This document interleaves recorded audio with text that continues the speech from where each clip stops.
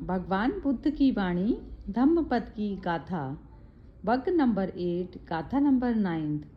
यज्ञ और हवन से अभिवादन करना श्रेष्ठ है। सारीपुत्र थेर के मित्र की कथा स्थान वेणुवन। पेज 132 वागाठ गाथा 9। यज्ञ और हवन से अभिवादन करना श्रेष्ठ है। सारीपुत्र थेर के मित्र की कथा स्थान वेणुवन। एक बार सारीपुत्र अपने एक मित्र से भी यही प्रश्न करता है। उसका मित्र बताता है कि वे पुण्य की अभिलाषा करता हुआ यज्ञ और हवन करता है। सारीपुत्र उसको समझाता है। दोनों भगवान के पास जाते हैं। भगवान धर्म प्रविचय करके कहते हैं, पुण्य की अभिलाषा करता हुआ मनुष्य संसार में वर्ष भर जो कुछ यज्ञ और हवन करता है तो भी वे सरल वृत्ति वाले पुरुष के लिए किए गए श्रेष्ठ अभिवादन के चतुर्थांश के बराबर भी नहीं है। भगवान ने ये गाथा कही, यम किच्चम वित्तम च हुतम च लोके तन वचरम यथेत पुष्पेखो तबिप तमना चतुर्भाग मिति अभिवादना अचुगतेसु संयोग। यदि पुण्य को चाहने वाला वर्ष भर लोक में यज्ञ और हवन करे तो भी वे सब सरल चित्त व्यक्तियों को किए गए अभिवादन के चौथाई फल के बराबर भी नहीं होता। प्रत्युत अभिवादन ही श्रेष्ठ है। बिम्मी जी जरा सा थोड़ा सा आप ही एक्सप्लेन कर दो, क्योंकि फिर ये ना हर्षा जी के लिए थोड़ा सा हिंदी मुश्किल बैठती है। हाँ, मतलब वही कंटिन्यूएशन ही उसका कि ये जो हम भारी कर्मकांड वो है, मतलब बाहरी चीजों को वो कर्मकांड का ही, और अभिवादन मतलब सच्चे मन से किसी को, यदि आप उसके लिए सच्चे मन से कर रहे हो, वो ही आ जाता है कि शबरी के बेर, चाहे वो झूठे भी ही वो खिला रही थी पर उसके अंदर वो प्यार और आत्मीयता इतना था कि वो श्रेष्ठ है, ना कि ये सारे के सारे ये ऊपर के कर्मकांड। तो और वही यहाँ पर फिर से वो तो भी वे सरल वृत्ति वाले पुरुष के लिए किए गए। सरल वृत्ति मतलब यहाँ पर बार बार मतलब तीनों में ही जब किसी और को टारगेट करके कह रहे हैं कि किसी और का अभिवादन करने की या वो है, मैं मतलब मेरा वो है कि उस दूसरे को आइडेंटिफाई करना कि वो क्या सरल है या नहीं है। मेरे तक मेरा उतना ही कर्म रह जाता है कि मैं कोई भी जो कर रही हूँ सच्चे मन से कर लूं। मेरे आगे चाहे राजा है, चाहे रंक है, चाहे संत है, मुझे उसके लिए मुझे उस दृष्टि से नहीं देखना चाहिए, या उस दृष्टि पहले ये एनालिसिस करने के लिए कि वो मेरे उसका, जैसे कल पात्र की बात हो रही थी कि वो मेरे उसके पात्र है या नहीं है। मैंने अपना कर दिया और फिर बाकी कहते हैं उसको यदि एक्सेप्ट करना है वो करे, नहीं करना नहीं करे। मैं ना रोकूं अपने आप को उससे, क्योंकि मुझे खाली होना है और मुझे और अपने आप को मेरा उसके तरफ कुछ करने का मन कर रहा है तो मैं वो करूं और वो पूरी उससे करूं, 100% से करूं। तो वो ये कहना, जो दो चीजें हैं इसमें, एक तो 100% से करने की, आत्मीयता से करने की, और दूसरे पात्र की बात कर रहे हैं। पर पात्र का मुझे बार बार वही लगता है कि पात्र मैं कौन होती हूँ पात्र को जज करने वाली? नहीं, ये पात्र की बात नहीं कर रहे, पात्र की बात नहीं करी इन्होंने इसमें। नहीं, इसमें ये कहा ना सरल वृत्ति वाले पुरुष के लिए किए गए श्रेष्ठ अभिवादन के, तो वहां पर आगे ना पात्र। हाँ, सरल वृत्ति वाले पुरुष के लिए। हाँ, तो मैं क्यों पात्र को देखूं कि वो सरल वृत्ति वाला है? ये जैसा भी पात्र है मेरे लिए, तो जो वो सिचुएशन है, मैं उस सिचुएशन को उस वे से अपने पूरी निष्ठा ईमानदारी के साथ उसको हैंडल करूं। बुद्ध का ना वो नहीं था एक्चुअली ना, ये जो सारी जो स्टोरीज जो इनकी जो लिखी गई ना, तो ये जिसने लिखी और जिसके लिए जिसने व्याख्या की उसकी अपनी मनोवृत्ति के अकॉर्डिंग उसने लिखी है ये चीज। लेकिन बुद्ध ने ना दूसरे को शामिल ही नहीं किया कभी भी। हाँ, वही मुझे इन तीनों कहानियों में बार बार जब ये पात्र वो तो सिर्फ वो तो आत्मा को भी डिनाई करते थे ना, वो अहंकार को कहते थे। तो अहंकार शून्य वाली जो होती है सरल वृत्ति में जब तक आप उतरोगे नहीं, खुद ही स्वयं की ही सरल वृत्ति में आना, मतलब सहज भाव में जो आप बोल रही है ना। हाँ। तो उन्होंने नहीं कही है ये व्याख्या, जिसने करती है ना तो वो गड़बड़ करते हैं, ये गड़बड़ करते हैं। वो सेल्फ के ऊपर ही उनकी जर्नी चली है, उन्होंने तो कभी दूसरे को इंक्लूड ही नहीं किया आपने उसमें। अपने ही आत्मशुद्धि के लिए करा ना सारा काम, हमेशा जो भी कुछ किया अपने ही आत्मशुद्धि के लिए किया। अब उसमें किसी दूसरों के भले हो जाए, अपने आप नहीं हो तो वो तो उससे दूसरे तो मैटर ही नहीं, दूसरा है नहीं ना एक्चुअली। सारे ब्रह्मांड में मैं रचती हूँ ना, सारी क्रिएशन को मैं ही रचती हूँ, मैं ही लेबल लगाती हूँ, ये अच्छा ये बुरा ये वैसा।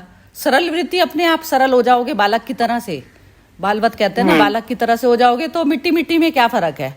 आइडेंटिफिकेशन जैसे आता है उसमें सुंदर असुंदर सब चीजें आती है ना। मिट्टी तो मिट्टी है ना, गोला है मिट्टी का, मिट्टी में तरह तरह के रूप रच लिए तो वो कुछ मैटर नहीं करती है ये चीज। तो सरल वृत्ति उस अवस्था को कहा जाता है। तो सरल वृत्ति, अपनी ही सरल वृत्ति को पूजना, मतलब क्या होता है कि जैसे सरलता में जैसे जैसे आप आओगे तो एफर्ट आपने अपने लिए कर रहे हो ना, एफर्ट किसी दूसरे के लिए नहीं कर रहे हो, वो अपने लिए कर रहे हो। जो भी कुछ करा जा रहा है अपने लिए, स्वयं के आत्म उत्थान के लिए, तो उस चीज को तप कहा जाता है। तप यज्ञ कहा ही उसी चीज को जाता है जो अपनी ही शुद्धिकरण के लिए करा जाता है। यज्ञ वो चीज होती है। अब यज्ञ आप बाहरी चीज के लिए कर रहे हैं तो वो चीज यज्ञ वो नहीं हुआ ना, वो तो आपने मटेरियल में कर दिया। तो यज्ञ वाली मतलब मेहनत आपको बाहर भी कर सकते हो, अंदर भी कर सकते हो। तो जो आत्मशुद्धि के लिए जो यज्ञ किया जाता है उस चीज को यज्ञ कहा जाता है गीता के अकॉर्डिंग। ये चीज है उसमें। अकेले वाले अपने ही चेतना का है, ये दूसरे का ना, ये इन्होंने दूसरे का नहीं है। हाँ, उन्होंने पता नहीं, बिल्कुल भी नहीं है 1% भी। और वो जो कृष्ण ने भी जो गीता कही है ना, तो गीता भी वो बिल्कुल ऐसा करके तो बोल रहे हैं उसको भी। उसकी चेतना में देखा कि मन जो है साथ में लिप्त है, तो वो उसको मन को हटा रहे हैं उसके। तो वही तो था क्लैरिटी, स्पष्ट, जैसे कहते हैं ना एक बच्चे को क्लैरिटी दे दी तो उसको कोई बताना थोड़ी ना पड़ता बार बार। क्लैरिटी दे दी, अब तुम चलो अपने हिसाब से, बस उतना ही होता है। माली की तरह से कहते हैं ना बच्चे को पालो, माली की कौन से बच्चे को कितनी ज्यादा जो है केयर की जरूरत है, तो वो चेतना पे काम करा जाता है। अब लेकिन आजकल फिजिकल वर्ल्ड में फिजिकलिटी जो है इम्पोर्टेंस रखने लग गई कि बाहरी तौर के कपड़े कितने सुंदर पहने हैं, बाहरी तौर का सारी चीजें बाहर से हो गई, चेतना पे कोई काम करना खत्म ही हो चुका बिल्कुल। तो वही तो हो गया ना, वो कलयुग की शुरुआत इसी चीज को कहा जाता है। चलिए अब इसको बोलेंगी नीलम जी। हाँ जी नीलम जी बोलिए आप। इनका शब्दों का जो मीनिंग है वो तो ये जो बाहर वाले व्यक्ति को ही कहा गया है। मैं वो सारे शब्दों का मीनिंग बताती हूँ और फिर आप बताइएगा मुझे कि मैं क्या कह रही हूँ। शब्दों का मीनिंग इसमें ये कह रहे हैं कि एक सरल व्यक्ति को आप हृदय से अभिवादन करो, उसको एक्सेप्ट करो, उसकी सरलता को और उसके उच्च आचरण को एक्सेप्ट करो और उसको उसको नमन करो, तो वो जो पुण्य आपको मिलेगा वो बहुत ज्यादा होगा। और आप आप वर्ष भर तक यज्ञ और हवन करते रहो तो उसका चौथा हिस्सा भी नहीं होगा। वर्ड का मीनिंग ये है। बाकी आप इसका क्या अर्थ, बुद्ध का आपने ज्यादा स्टडी करा हुआ है तो फिर उसका अर्थ अगर ये निकलता है तो जय श्री कृष्ण। अब ये जो इसमें बता रहे हैं ना, जो आप बोल रही हैं बात आपकी, चलो ठीक है समझ गई मैं, लेकिन उसमें आप ये समझना आपने पढ़ा हुआ है तो आप समझा दो। सरल वृत्ति वाली जो सिचुएशन है, सरल जब तक आप स्वयं नहीं होंगे सरलता आपको दिखेगी कहाँ? वो तो है, दिखेगी नहीं ना। तो सरलता वो काम किस पे किया? हमें लगा कि हमने सामने सरल वृत्ति वाले को दिया, वो क्या पता बाहरी तौर पे सरल इतना दिखता हो लेकिन अंदर से जटिल हो, कुछ नहीं पता ना। हम दूसरे के मन में झांकने की कोई खिड़की नहीं बनी हुई है ऐसी। हर इंसान का एक छुपा हुआ हिस्सा होता है अपना, बिल्कुल नहीं वो डिक्लेयर करता अपना किसी के आगे। और जिसका अंदर बाहर सारा एक हो गया ना, अंदर बाहर होता ही आत्म प्रतिष्ठित व्यक्ति का ही होता है, अंदर बाहर एक जैसा। उसके लिए अंदर की कोई स्टोरी नहीं होती उसके लिए, क्योंकि वो सारी चीजों को एक मिट्टी समान मानता है, सारे जगत को। अब मिट्टी में भी फर्क क्या होता है कि जैसे वो मानने की सिचुएशन ऐसी होती है कि जैसे आप किसी दूसरे पे दुख आया तो वो अपने शरीर की एक्सटेंशन ही मानेगा उसको। वो ऐसा करके नहीं करेगा कि मुझे कुछ पुण्य मिलेगा इससे आपके करके। भी आंसू आ जाएंगे किसी का दुख तो पे। किसी का देखा फिजिकलिटी में यदि किसी को कोई प्रॉब्लम है तो सॉल्व कर देगा उसकी। वो कहेगा कि इसकी शरीर शारीरिक दुख है ना, चाहे वो कितना ही बेकार क्यों ना हो अंदर से, चाहे उसने मेरे साथ कितना ही क्यों ना बुरा, लेकिन मैं कहूंगी कि ये जो है फिजिकल उसमें आई हुई है ना परेशानी। जैसे एक ओल्ड एज जो लोग होते हैं तो उनके प्रति क्या होता है ना कि जैसे बहुत ही टॉर्चर करा हुआ है किसी ने, सपोज कीजिए बहुत ही टॉर्चर किया हुआ है किसी ने, तो लेकिन अब वो किसी बुरी उसमें फंस गया, परेशानी में है, तो अब मैं कहूँगी कि नहीं, शरीर को तो इसको दिक्कत है ही ना। तो यदि मुझे वो दिक्कत नहीं दिखती तो मेरी रिवेंज वाली अवस्था चल रही है। अब जब तक मैं ये देख रही हूँ कि नहीं फिजिकलिटी का तो दुख तो सबका बराबर ही है ना, तो वो जब मैं ऐसे वाले उसमें आती हूँ तो पहले मुझे अपनी आत्मशुद्धि करी ना मैंने, तब मुझे दिखी। अब यदि मैं वही विचारों से भरी हूँ कि इसने मेरे साथ ऐसा किया था तो फिर मैं वही चीज में लगी रहूंगी। तो पहले मैंने अपने आप को सरल मैंने किया, तो वो मैंने फिर तब पहले अपने प्रति तप करा, फिर मैं दूसरे के तरफ पर आती हूँ करने के लिए। अब वो जटिल है सरल है जैसा भी है, मुझे नहीं लेना देना उससे। अब इसमें आ जाती विम्मी जी की बात। भगवत गीता में भी अंतर मन की सरलता को डिस्क्राइब। हाँ, तो वो सरल आप स्वयं नहीं होंगे तो आपको दिखेगा नहीं, किसी का ही नहीं दिखेगा, दुख सुख नहीं दिखेगा।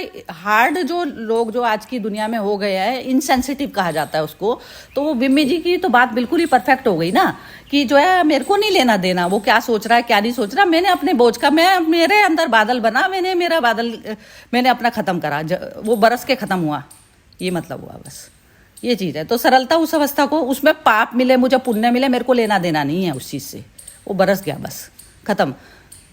अब जैसे किसी ने कोई बोल रहा है, उसको समझाने के लिए मेरे को कुछ हार्श वर्ड भी बोलने हैं, तो मेरे अंदर बादल बन रहा है और मैं उसको बता रही हूँ, हार्श मेरी लैंग्वेज भी हो रही है, तो वो उसके अकॉर्डिंग हो रही है, उसकी क्योंकि बुद्धि में घुसाने के लिए हो रही है इस समय, तो वो ऑटोमेटिक जैसे बादल बन रहा है और उस समय बरस रहा है। तो उसमें मेरे को वो पाप की मैं भागीदार होंगी नहीं होंगी, मेरे को लेना देना नहीं है उस चीज से।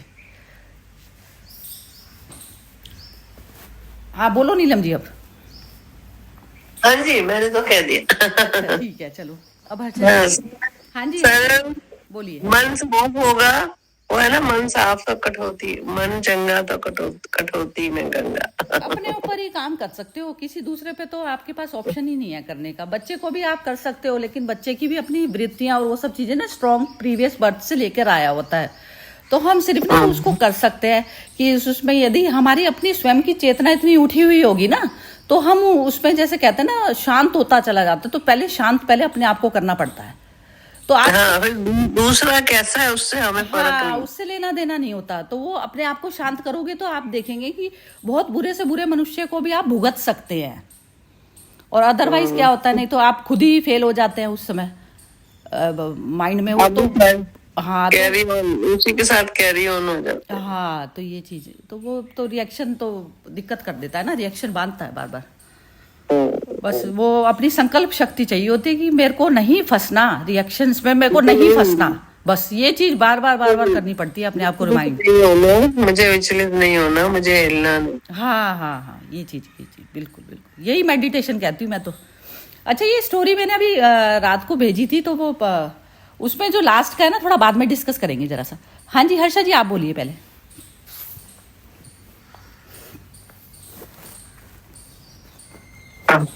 हाँ, इतना अच्छा सबका तो सुन लिया मैंने, तो एक ही बात समझ में आता है कि सामने वाला कैसा भी हो, हाँ, तो मुझे खुद के अपनी लाइफ की मैं उदाहरण देती हूँ कि जब हम लोग जब टीनेज में थे, तो हम लोग का, जब मैं पौंडीचेरी से आई और हम लोग कलकत्ता में थे, तो वहां से मेरी चाची ने हमें घर से बाहर निकाल दिया सीधा, जैसे सब सामान लेकर बोले आप निकलो यहाँ से।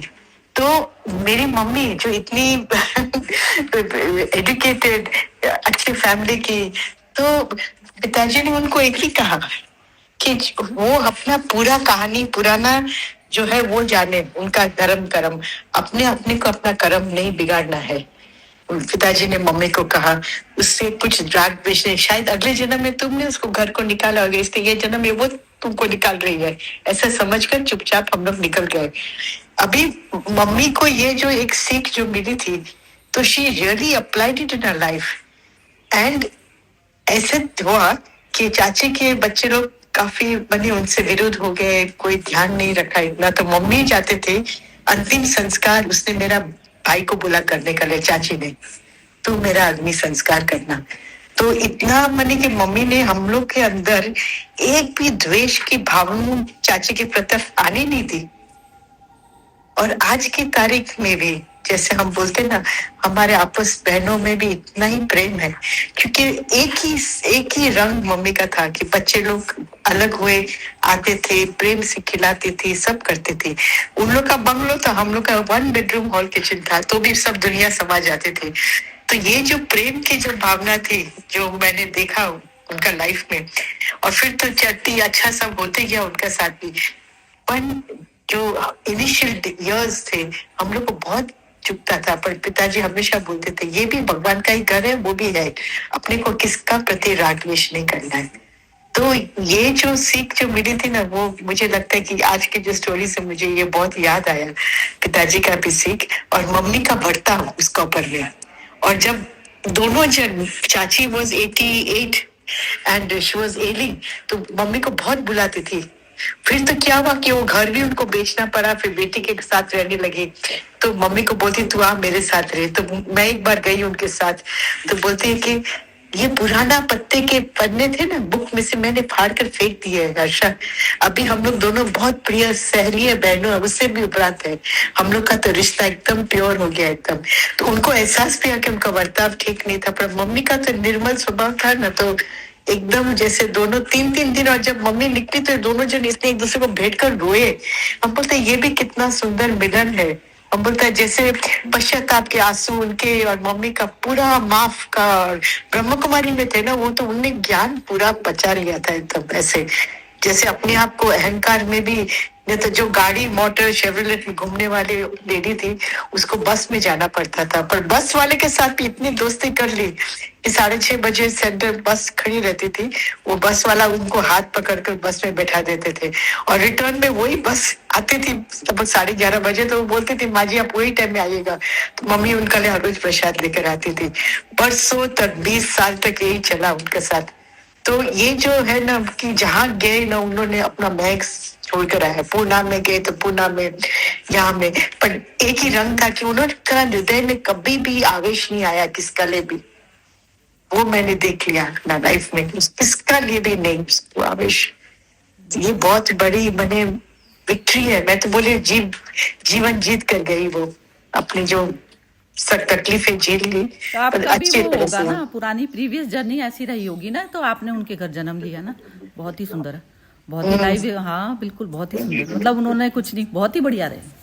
हाँ बहुत ही बिल्कुल यही होता है ना, जैसे बुरे टाइम में पता चल जाता है इंसान का ना, बुरे टाइम में। और अभी सफर में पता चल जाता है, सफर में करो ना आप किसी के साथ ट्रैवल, तब पता चल जाता है कौन कितना एडजस्ट करता है।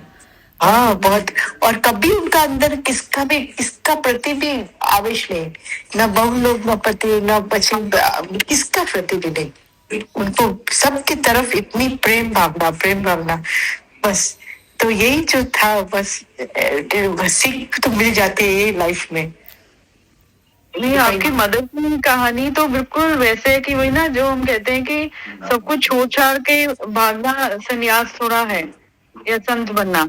मतलब जीवन में रहते रहते गृहस्थ आश्रम में भी आप संत बन सकते हो। बहुत बहुत बहुत। इतना भी उनका था योगदान ब्रह्मा कुमारी सेंटर में कि जब मेरी मासी की लड़की जो अभी गुजरात जोन की हेड है और काफी उनका नाम है, जब वो कलकत्ता आई थी तो उनके पास कुछ खास था नहीं, पर मम्मी का प्यार इतना था चाची के साथ, अपने साथ में रहते थे। तो हम लोग का बंगलो था, तो पूरा बंगलो का 5 दिन का एग्जीबिशन हॉल में होता था, जो उन लोग का होता है ना प्रदर्शनी, तो वो हमारे घर में होता था। तो इतना प्यार था दोनों का बीच में। तो कहा तो अच्छे कर्म भी चाची ने बोले थे कि छल्ले उनका मृत्यु सुधर गई, और उसने मेरे भाई को बोला कि अग्नि संस्कार तू करना, तू मेरा बेटा है। तो ये जो था ना, ये भाई लोग भी क्या बच्चे, हम लोग को कभी उनका प्रति मम्मी ने कुछ द्वेष भावना आने नहीं दी कि उनका कारण हम लोग देखो घर छोड़कर यहाँ रहे, ऐसे कभी नहीं आने दिया। हम लोग का घर में बोलते थे ना वृंदावन जैसा, लोग आना जाना रहना 10 में समा जाए, ऐसा था। तो वही था प्रेम, क्योंकि उनका अंदर इतनी जागृत प्रेम थी ना। हाँ ऐसे नीचे गादला रख देंगे, वहां रख देंगे, सोफा हटा देंगे, ये सब ऐसे कर हम लोग ने दिन गुजारे थे। और मेहमान लोग तो आते ही थे, जो बारगाम के थे, जो हमारे पुराने जो संबंधी, वो टाइम तक चाचा बचीदार कहाँ के लोग आकर रह जाते थे। वो दिन भी अलग थे। यही तो सब अच्छा सीख मिलता है इसे कि कोई भी कैसा भी व्यवहार करे, हमको इसके साथ बुरा बर्ताव नहीं करना है। बस ये भी हमेशा बोलती थी। हर क्षण में ना ये होता है हर्षा जी, जैसे ये जो आपने बताया ना उसका चाची का, तो हर क्षण में ना ऐसा होता है जैसे हर क्षण में ना हर मोमेंट में हमारा नया जन्म हो रहा है।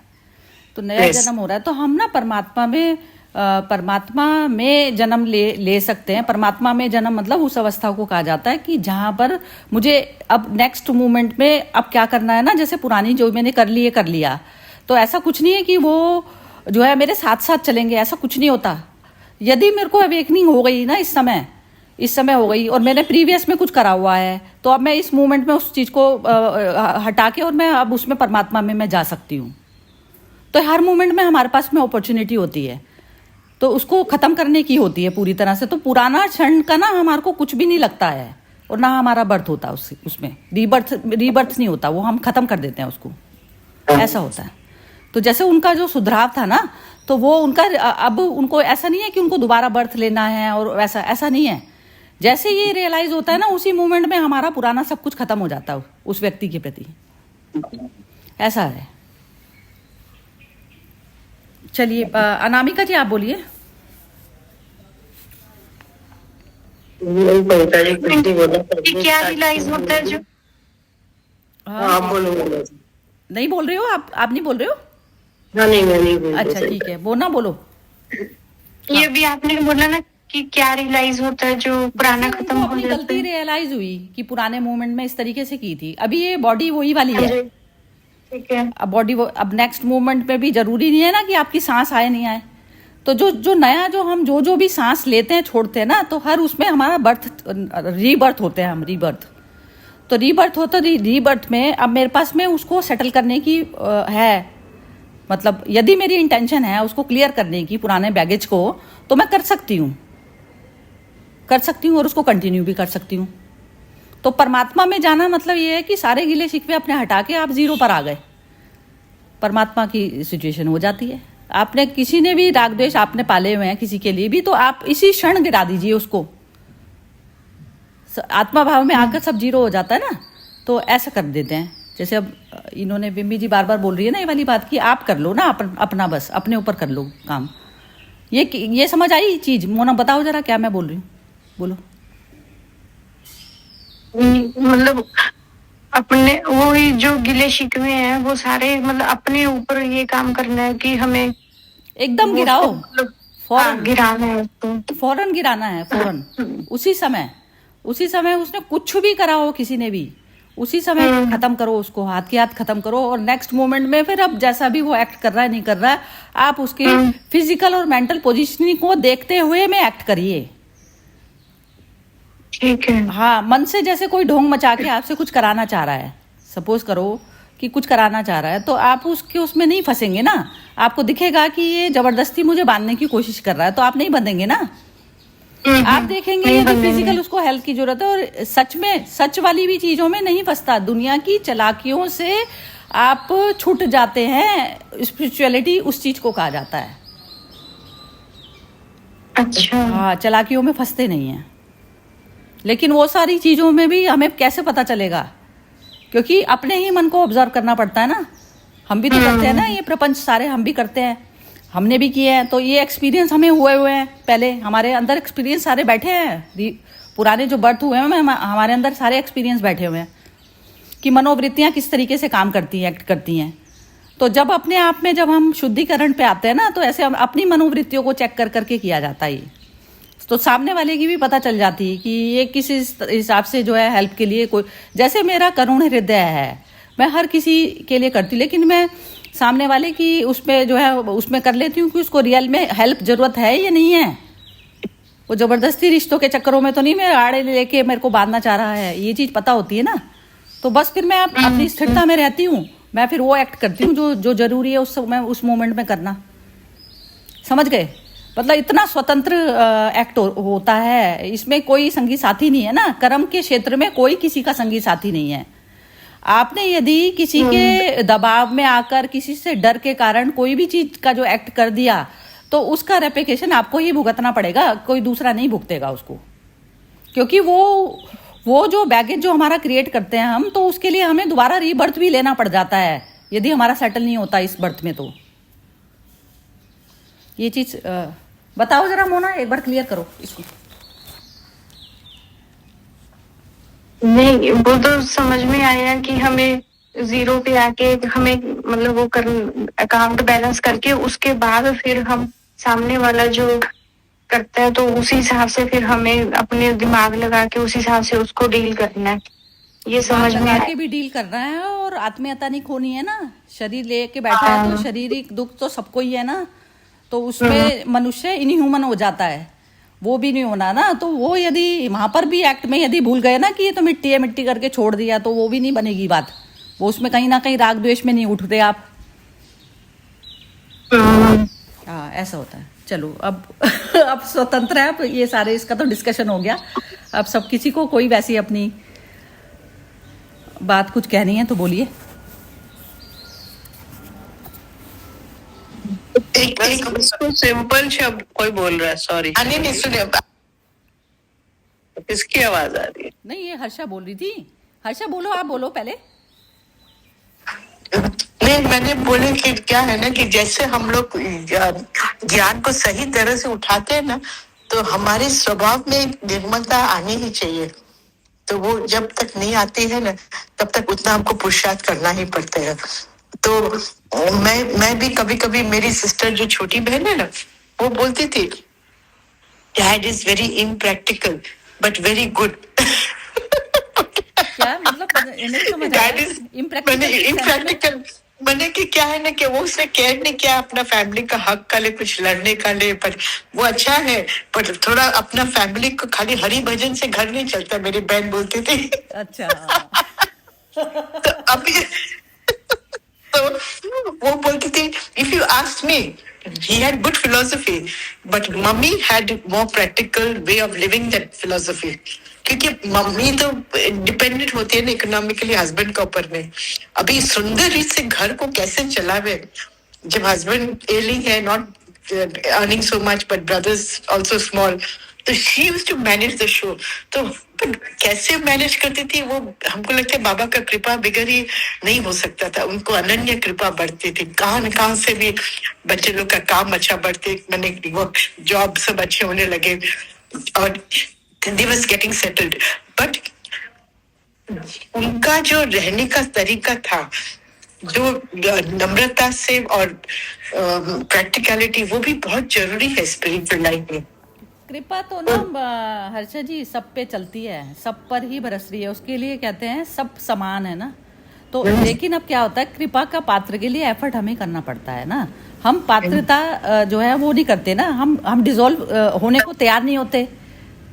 तो कृपा तो सब पे बराबर है, जहां पर मैं खड़ी है बस वहां पर दिक्कत है, वहां हम ले ही नहीं रहे उसको। ये चीज है। अब ये एक बार ये लास्ट का ना, ये जो स्टोरी मैंने करी थी, तो विमी जी जरा आप एक्सप्लेन करो इसको। लास्ट वाला जो है ना, meditation is going beyond the mind, तो ये जरा पढ़िए। ये मैं इसके बारे में बताना चाह रही थी, अवेयरनेस किस चीज को कहा जाता है। मैं वही पढ़ी थी इसको। हाँ, तो इसमें एक बार इसको मतलब इसको ना स्टोरी को पूरी को मत रीड करो। स्टोरी से बताती हूँ। हाँ, ये मेडिटेशन वाला पढ़ लो। हाँ, तो स्टोरी का मतलब, स्टोरी में यही वो द्रोणाचार्य जब सिखा रहे हैं उनको, विद्या सिखा रहे हैं, तो उसमें वो युधिष्ठिर से पूछ रहे हैं कि तुम्हें क्या दिख रहा है। तो युधिष्ठिर कहता है कि मुझे तो सब कुछ पेड़ फूल सब कुछ दिख रहे हैं। और दूसरा एक होता है, वो कहता है कि मुझे बर्ड दिख रही है। और अर्जुन कहते हैं कि मुझे तो सिर्फ उसकी चिड़िया की आंख दिख रही है। तो इसमें फिर द्रोणाचार्य कह रहे हैं कि जब तुम तीनों के आंसर से ही मुझे पता चल गया था कि आउटकम क्या होगा। तो अब इसमें मैं वैसे वही पूरे ही अब रीड कर देती हूँ। Dronacharya said, just your answers had given me a sense of who was going to hit the target. If you see so many trees, you are not focused. If you see only the bird, you are more focused, but still you are not focused on the right eye. The whole bird is a big thing in comparison to the right eye. But when Arjun said, I can't see anything else except the right eye, then it was certain that his arrow was going to reach the target. In science, in archery, in other arts, concentration may be of great use, but it is not meditation. Meditation is going beyond the mind. It has nothing to do with the mind, except going beyond it. It is not a faculty of the mind. It is transcendental to mind. When you can see without the mind, in between you and existence, you are in meditation. It is not concentration. It is utterly silent. It is not focusing. It is absolutely unfocused awareness. हाँ, ये जो last वाला है ना, ये मैं यही जो था, तो इसके बारे में, हाँ जरा हर्षा आप बताइए जरा इसके बारे में, लास्ट वाला जो meditation is going the mind. ये इतना सुंदर है कि इसमें तो जैसे बोलते हैं ना कि शेरविंदो का जो हमेशा एक स्थिति रहती थी कि silent mind can only listen. तो ये सब साधक का प्रश्न यही होता था कि साइलेंट माइंड कैसे होए, you know. So he would say that it is not intensity of concentration. It is just becoming an empty receptacle to the power, you know. जो आपको revelation आता है ना, तो आपको guidance मिल जाता है और आपको focusing अच्छी रहती है, कार्य क्या करना है, क्या ऐसा करना है। तो आदेश जो बोलते थे ना, उनका पूरा जिंदगी आदेश पर ही चला है। तो वो बोलते थे आदेश में ऐसे प्राप्ति कर सकता हूँ जब मैं पूरा साइलेंट हो जाता हूँ।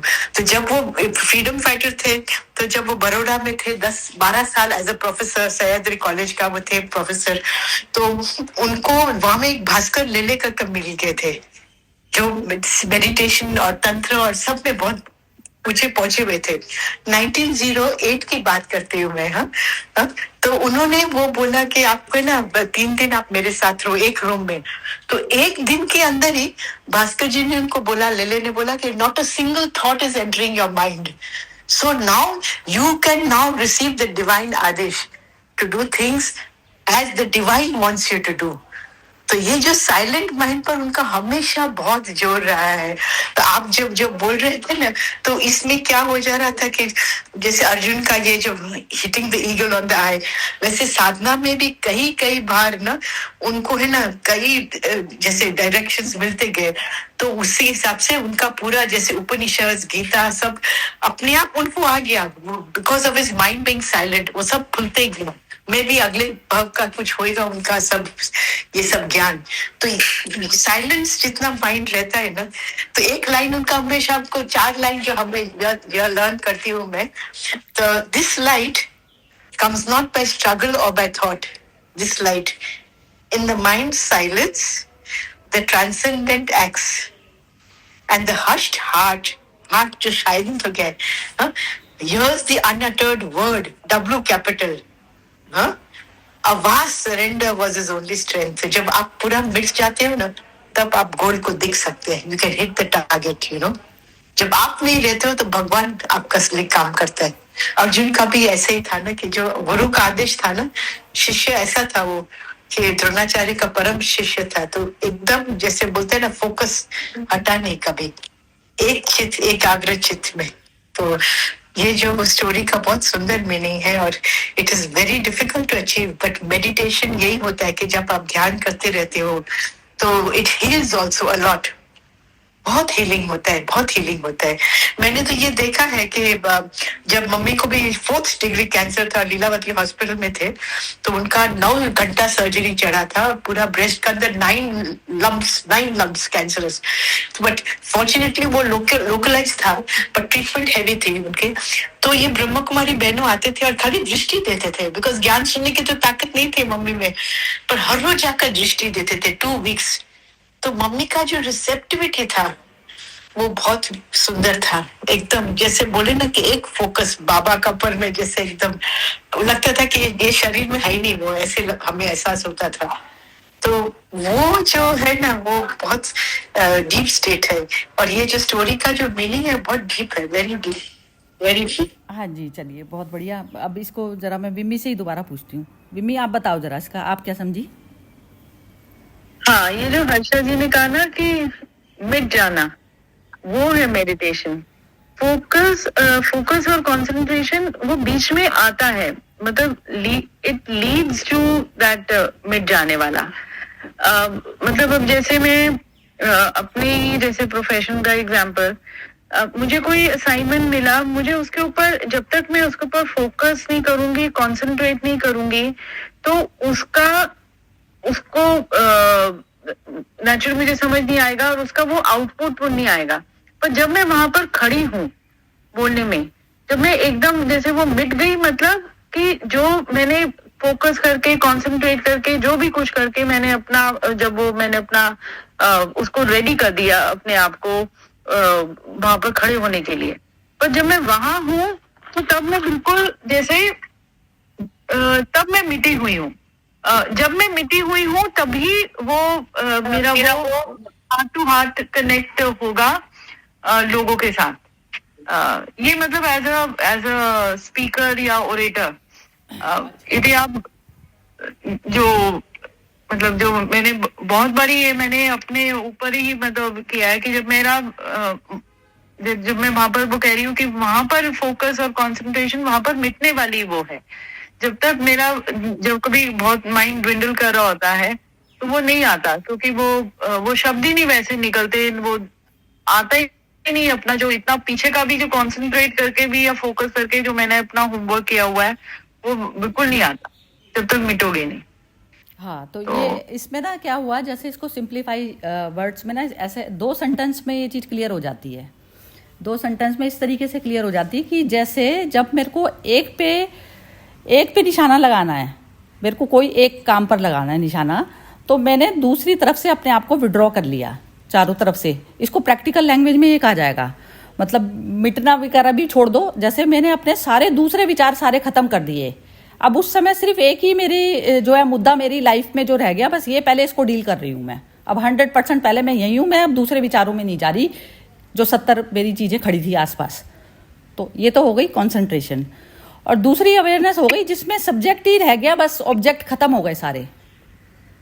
सब्जेक्ट कौन रह गया? मैं, आई। तो वो प्योर रह गई, प्योर आई रह गई, वही परमात्मा हुआ, प्योर आई, विदाउट एनी ऑब्जेक्ट जो टोटल जो संसार है वो टोटल जीरो। तो सब्जेक्ट जो रह गया वो सूर्य, ये चीज़ हो गई। हाँ, तो अब इसको नीलम जी ज़रा आप लास्ट बोलिए, और बाकी मोना, अनामिका, आपको भी बोलना हो तो आप मतलब बीच में अनम्यूट करके बोल सकते हो। मैं इसलिए नहीं बोलती क्योंकि कम बोलते हो आप दोनों। चलो ठीक है, आप बोलो। नीलम जी आप बोलो। हाँ जी, फोकस। कोई मोना बोल रही थी, उसको बोलो। नहीं, मोना नहीं बोल रही, अभी आप बोलो। नहीं, मोना कुछ कह रही थी, कहने दो। चलो मोना बोलो, फिर तुम बोलो।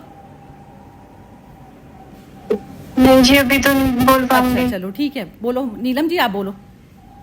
हाँ जी, फोकस जो है ना, फोकस कुछ करना नहीं पड़ता। आपका अगर इंटरेस्ट है किसी चीज में, अंदर से आपकी अंतरात्मा की इच्छा है कुछ करने की, तो ध्यान वहीं जाएगा, बाकी आसपास सब वो हो जाएगा, ओब्लीज वहां से डिलीट हो जाएगा। आप अंतर मन में कुछ बहुत अच्छा लगता है वो करेंगे तो फोकस अपने आप ही हो जाए। नहीं, वो नहीं नीलम जी, मैं इस बात के लिए मैं बिल्कुल भी वो नहीं होती एग्री। ये इस तरीके से जो आप जो कह रही हैं ना, आप वहां तक पहुंचकर भी फिर वापस आपकी कमेंट वैसी होती है ना, तो इस चीज में मेरे को परेशानी आती है। मतलब इस पॉइंट से यहाँ पर ऐसे उठाती हूँ ये वाली चीज, आपकी ये वाली जो चीज है ना, मैं ऐसे उठाती हूँ कि जैसे आप मुक्त अवस्था में कैसे आएंगी। मुक्त अवस्था में ऐसे आएंगी ना कि जब आप बॉडी से परे वाली स्टेज में, तो मन तो चीज बीच में ही गायब हो गई ना, अंतर मन से निकले, मन तो हमारा पता नहीं क्या क्या करता है। जाते हो ना जब आप फोकस कर लेते हो अपने, बाकी सब नहीं, जैसे आपका मन भी नहीं है, सपोज करो आपकी बॉडी में कोई बीमारी आ गई, बीमारी आ गई, वही आपके लिए एक तरीके से रुकावट बनी पड़ी है आपके ध्यान में जाने के लिए। जीरो नहीं माइंड हो रहा, बार बार दिमाग में वही आ रहा है, उसमें दर्द हो रहा है कहीं बॉडी में। तो आपका अंतर्मन क्या करेगा उसमें? अब आपको बॉडी को देखना ही है ना, सामदंड भेद करके देखना ही पड़ेगा। आपका मन क्या करेगा? आपका मन कर रहा है पिक्चर देखा हूं मैं इस समय, लेकिन नहीं है, अभी बॉडी नहीं दे रही साथ। तो अब उसमें अब इसको फोकस करके, फोकस मतलब अब मैं भूल जाऊं सब चीजें, मैं मूवी भूल जाऊं, किसी से मिलना भूल जाऊं, उस समय भूल जाऊं मैं सब चीजें। अब इस समय फोकस करके मैं उसको बॉडी को देख लूं और उसको जो है ट्रीट कर लूं। ये होता है फोकस। फोकस और कंसंट्रेशन जो इसमें जो द्रोणाचार्य ने जो बताया ना, ये चीज हुई। तो इसमें मेरा इंटेंशन तो सब एक तरफ रखी रह गई ना। अब इस मूवमेंट में क्या चीज करने लायक है, चीज को तो वो उठाएगा भी, तो वही मनुष्य है, वो चीज उठाएगा जो सही चीज होगी जिस मूवमेंट में करने के लिए। अब जैसे विमी जी के पास में उनके उसका कॉल आता है कि आप इस समय आ जाइए, आपकी जरूरत है। अब विमी जी कहें कि मेरा तो इवेंट है, वो है, तो लेकिन आपको प्रायोरिटी आप देने वाले हो कि कौन से इवेंट को प्रायोरिटी देनी है या फिर उसको देनी है प्रायोरिटी। तो डिसाइडिंग फैक्टर आप हुए। अब उसमें न्यूट्रल में देखेंगे कि इसमें जो है मेरे को इतना पैसा बच सकता था, ये चीज छोड़ोगे, या फिर आप जो दूसरा एक इंसान जो बिल्कुल उस पर बैठा है जो जरूरत में, तो उसको देखोगे। तो ये चीज आप डिसाइडिंग फैक्टर, तो इस पे आप जीरो होंगे। तो जीरो होंगे, आप अपने मन को जीरो करेंगे, फिर जीरो करके फिर आप डिसाइड करेंगे कि अब इस समय मेरे को ये चीज करनी बनती है, इस समय मेरे को अपना पैसा रुपया नहीं देखना बनता। ये मतलब मैं ये कहना चाह रही हूँ कि जब तक आप इस अवस्था में नहीं आए ना, तो आप परमात्मा वाली सिचुएशन में नहीं आते हैं। जहां पर भी मन काम कर रहा है वहां परमात्मा नहीं बने आप भी वही कह रहे हो जो मैं कह रही हूँ, आप दूसरे शब्दों में कह रहे हो। मैं भी वही कह रही हूँ। फोकस मतलब जब आप एक चीज पे ध्यान लगा देते हैं, बाकी सब चीज अंतर ध्यान हो जाती है, ऑब्लिवियन में चली जाती है। यही तो बोल रही हूँ मैं। अच्छा, चलो ठीक है। नहीं, मेरे को ऐसा लगा था आपने कहा अंतर मन में जो मन होगा आपका जो मन की बात तो आई नहीं, ध्यान की बात आई। नहीं, आपने ना ये चीज बोली थी। मैं चलो उसमें आर्गुमेंट में नहीं जा रही, बोलने तो दो। अच्छा, मुझे ऐसा लगा अंतर्मन की जो बात आती है ना, अंतर्मन का जो बात आ रही थी कि वो करेगा तो ऑटोमेटिक जाएगी ये चीज, मेरे को ऐसा सुना था। चलो ठीक है, चलो सॉरी नीलम जी, मैंने आपसे बहस करी, लेकिन वो मुझे ऐसा लगता है थोड़ा क्लैरिटी में हल्की सी भी जहां लगती है ना मुझे, तो फिर मैं बोलती हूँ, मेरा स्वभाव में है ये चीज। आपने सुना नहीं मैंने क्या कहा? अच्छा चलो, अब और कौन बोलेगा? हर्षा जी बोलना चाह रही हैं। हाँ जी, बोलिए हर्षा जी। ये बहस बहुत सुंदर लगती है, ये बहस बहुत सुंदर लगती है, क्योंकि हमें भगवान की तरफ और भी नजदीक ले जाती है। उसमें ना सबकी ईगो चेक होती है, पता है। ईगो चेक हो जाती है कि कहाँ पर किसकी ईगो को चोट लगी इस समय। सही बात है। नहीं, और ये क्या है ना कि हेल्दी है और अपने को इंट्रोस्पेक्शन करने का और भी चांस मिलता है। सूक्ष्म बातें तो रियल लाइफ में निकलती है, ये तो अच्छी है, हेल्दी बहस है। हाँ जी, चलिए। और हम के भगवान की तरफ ले जाते हैं। बिमी जी भी बोलना चाह रही हैं। हाँ जी, बोलिए बिमी जी। हाँ, नहीं मतलब यही है कि इस स्टोरी के अनुसार, और जो इसका सार है कि फोकस के बियॉन्ड है। ये जो मेडिटेशन है वो फोकस और कंसंट्रेशन के बियॉन्ड है। तभी वो लास्ट लाइन है, it is absolutely unfocused awareness. मतलब आप उससे भी ट्रांसेंड कर गए हो, कंसंट्रेशन फोकस से भी। कंसंट्रेशन फोकस उस जर्नी की तरफ मतलब मेडिटेशन की में एक पड़ाव जरूर है, उससे गुजर के ही तुम जाओगे। और मतलब फिर उसपे जो दो थे ना, अद्वैत में अद्वैत अवेयरनेस है एक बचा ना, ऑब्जेक्ट नहीं बचा ना, समझ गए? ऑब्जेक्ट नहीं बचा। तो ये जो ऑब्जेक्ट नहीं बचा ना, तो वो सिचुएशन हमें पहले लानी पड़ेगी कंसंट्रेशन से पहले, फिर कंसंट्रेट करें किसी चीज पे। जैसे आप डिसाइड करेंगी ना, जो मैंने आपका उदाहरण दिया था अभी, कि जैसे आपने डिसाइड करना है कि मैं मुंबई जाऊं या फिर मैं अपना इवेंट, मैंने जैसे अभी एक क्रिटिकल सिचुएशन को एक हाइपोथेटिकली सोच के मैंने बोली है ये चीज, ठीक है? तो उसमें पहले आप मेडिटेशन में जाएंगी, वो अवेयरनेस में जाएंगी। तो आप पहले अपने स्वयं को एक करेंगी ना, सिंगल करेंगी ना, अद्वैत वाली सिचुएशन में आएंगी ना, सिर्फ मैं ऑब्जेक्ट खत्म हो गए सारे। पहले ऑब्जेक्ट, अब किस पे कंसंट्रेट करना है ये देखेंगी ना, एक हुए ना, पहले पहले एक में जाओगे, तभी तो आपको पता चलेगा कि किस पे कंसंट्रेट करूं। नहीं तो कंसंट्रेशन में किस पे करूं ये चीज ही नहीं पता चलेगी जब तक आप जीरो पे नहीं जाएंगी, मतलब आई में नहीं जाएंगी। ऑब्जेक्ट सारे जीरो कर दिए पहले सारे जीरो कर दिए आपने, अपना प्रॉफिट भी छोड़ दिया, सब कुछ छोड़ दिया। कॉन्सेंट्रेट करना ही हुई है। If I am focused, I am concentrate, मैं उस पूरी सिचुएशन की अच्छी तरह से समीक्षा कर रही हूँ, एनालाइज कर रही हूँ। हाँ। तो उस समय मेरा वो सिचुएशन जो है उसके ऊपर मेरा फोकस है। Once I have analyse, focus करके एनालाइज कर लिया, देन माय दैट जो भी मेरा उससे अपना फैसला हुआ, उसके फिर मैं मतलब वो कर लिया, फिर मैं उसमें बिल्कुल घुल गई कि मतलब then there is no turning back वाला। जैसे ये होता है, हाँ ये बिल्कुल ठीक बोल रही हो। जैसे अब एक क्रिमिनल है, अब क्रिमिनल है तो वो बिल्कुल जब उसको मर्डर करना है किसी का, तो वो पूरी तरह से कंसंट्रेशन हमसे भी ज़्यादा अच्छे से कर लेगा, लेकिन वो परमात्मा तो नहीं बन जाएगा ना। कंसंट्रेशन तो उसने कर ली अच्छे से, लेकिन करनी किस पे, कंसंट्रेशन किस पे करनी है, तो ये तो यदि हम परमात्मा वाले उसमें सिचुएशन में जाएंगे नहीं तो कंसंट्रेशन किस पे करनी है तो सही चीज निकलेगी कैसे, ये मतलब है। चलो आजकल वो तो है नहीं निकले, क्योंकि यही उसने कहा ना कि वो तो पूरा पेड़ों को देख रहा था, मतलब चिड़िया टंगी हुई है, पर उसका जैसे युधिष्ठिर का मन था तभी उनका मन के अकॉर्डिंग उनको शायद वो जबकि मरी हुई चिड़िया थी, पर उसको भी मारने की तरह वो पहले सब कुछ आसपास का पूरा वो वहीं तक मतलब उसकी दृष्टि थी। दूसरे वाले की थी, उसने चलो चिड़िया को देखना शुरू कर दिया, थोड़ा सा और फोकस हुआ। और अर्जुन के लिए इट वाज सिर्फ वही कि वही जैसे अर्जुन की आंख, जैसे वो जो कहते हैं कि चिड़िया की आंख वाला, तो नैरो डाउन हुआ जा रहा है ना। मतलब आप बाहर से अंदर अंदर अंदर अंदर और हुए जा रहे हो, जितना अंदर अंदर अंदर हुए जा रहे हो वही मेडिटेशन है। और उसका रास्ता तो वो फोकस से तो शुरू ही होगा, फोकस ही आपको अंदर तक लेके जाएगी। लेकिन सही डिसाइडिंग फैक्टर जीरो से होएगा। हाँ, अल्टीमेटली तो it will lead to zero.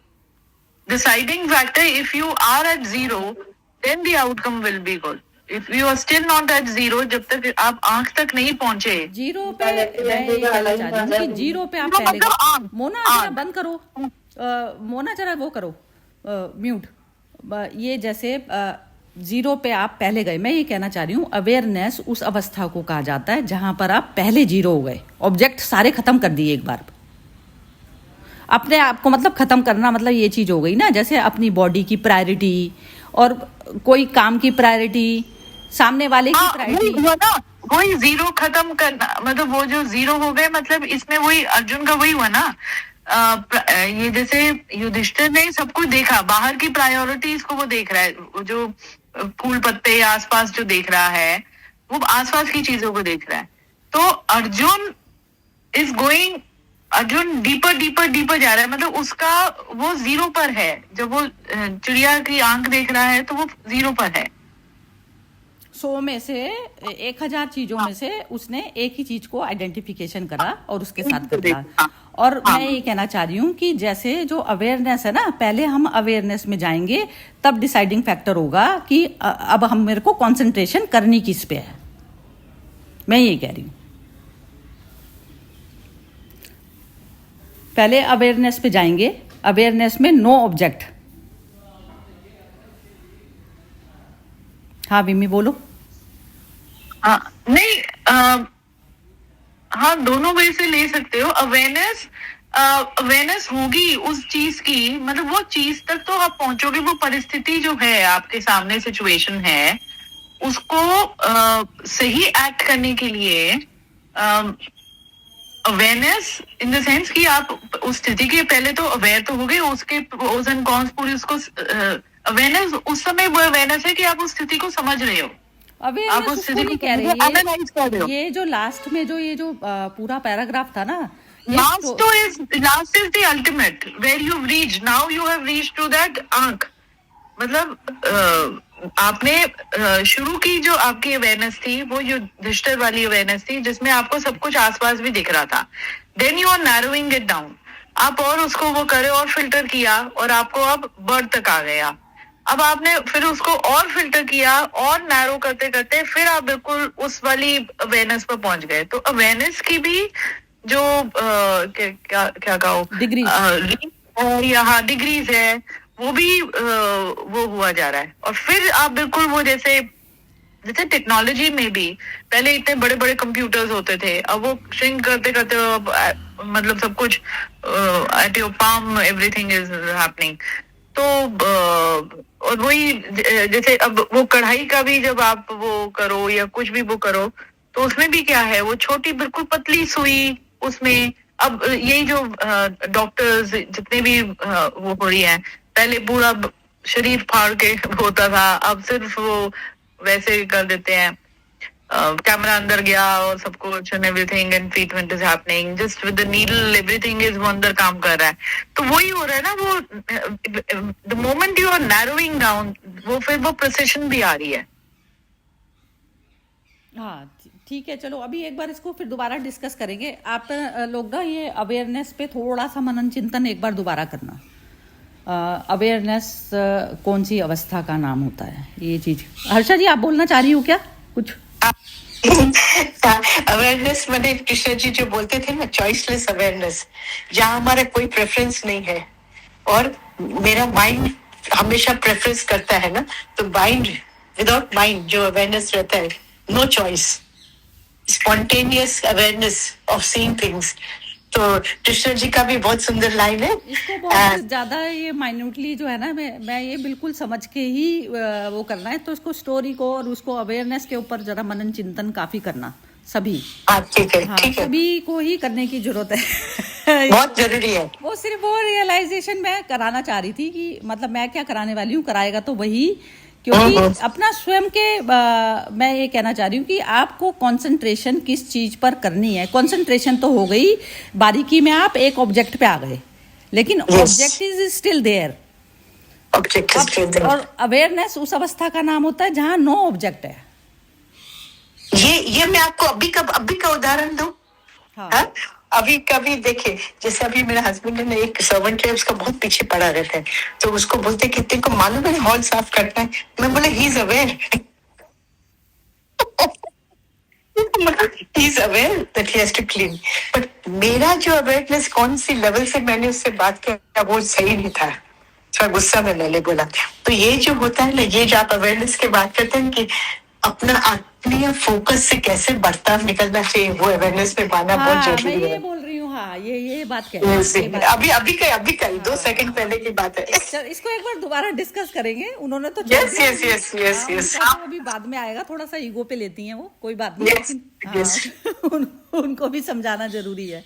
चलिए, action without ego, action without ego. हाँ ये चीज है. Aware to be act without ego. ये क्या चीज है ईगो? उस पे लेना नहीं, शरीर भाव ही ईगो है. सही बात है. चलिए ठीक है, खत्म करते हैं. आज का बहुत लंबा सेशन, 1 घंटा का हो गया आज. चलिए ओके जी. जय श्री कृष्णा. अच्छा कल तो ऑफ है. हाँ कल ऑफ है. विमी जी अभी तो मेरे ख्याल से ये वाला तो मुंबई में प्रोग्राम है, तो इनसे बात आप कर लो फिर उनसे बात, सुरेश जी से ना. अच्छा, मुंबई में किसका प्रोग्राम? उन्होंने कुछ भेजा हुआ था ना, ग्रुप में भेजा हुआ था कोई वीडियो. कबीर का प्रोग्राम था कुछ. शेखर सेन का बहुत अच्छा, हमने देखा है. अच्छा सुंदर है. फिर मैं बात मैसेज डाल देती हूँ. डाल दीजिए मैसेज डाल दीजिए. यदि लेते हैं तो ठीक है. और ये लिंक इनका ही देना है, नीना जी का देना है, नीना गुप्ता. हाँ जी ठीक है. ओके जी. जय श्री कृष्णा. जय श्री कृष्ण.